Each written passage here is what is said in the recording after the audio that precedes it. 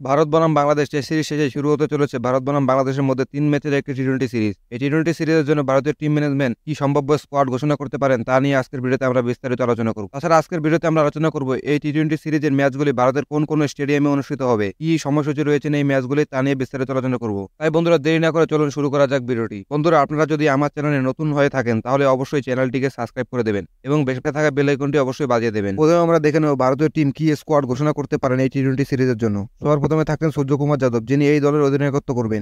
তারপর থাকছেন শুভমন গিল, জসপাল এবং রিঙ্কু সিং। তারপর থাকছেন উইকেট কিপার হিসেবে ঋষভ পান্ত এবং সঞ্জু স্যামসন। অলরাউন্ডারদের মধ্যে রয়েছেন রিয়ান পারাক, হার্দিক পান্ডিয়া, শিবম দুবে, অক্ষর পটেল এবং ওয়াশিংটন সুন্দর। এরপর বোলারদের মধ্যে রয়েছেন রবি বিষ্ণই, আর্শদীপ সিং, খালিল আহমেদ এবং মোহাম্মদ সিরাজ।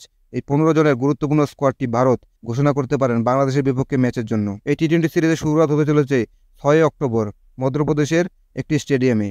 দ্বিতীয় ম্যাচ হতে চলেছে 9 অক্টোবর অরুণ জেটলি স্টেডিয়ামে এবং তৃতীয় ম্যাচটি অনুষ্ঠিত হবেন রাজীব গান্ধী ইন্টারন্যাশনাল স্টেডিয়ামে 12 অক্টোবর।